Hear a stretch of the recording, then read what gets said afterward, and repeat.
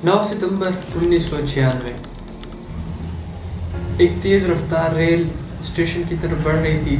اچانک ایک انسان اس ریل کے سامنے کود جاتا ہے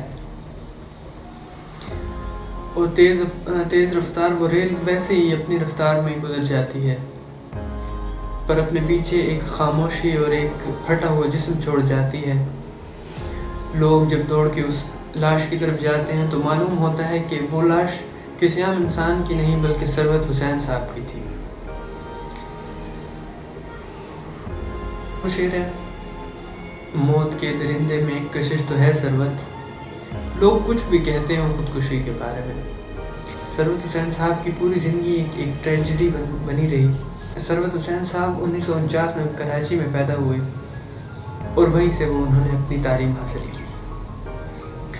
انہوں نے اپنی زندگی کے کچھ سال ایک استاد کے انہوں نے اپنی زندگی کے کچھ سال بطور استاد ذمہ داریاں نبھائی، پر ان کی زندگی میں ایک خوشی اور ایک فیچر وہ شروع سے ہی مسنگ تھا۔ انہوں نے ایک مرتبہ پہلے بھی خودکشی کی کوشش کی دے سکے، پر اپنی دونوں ٹانگیں کھو بیٹھے گیا تھا۔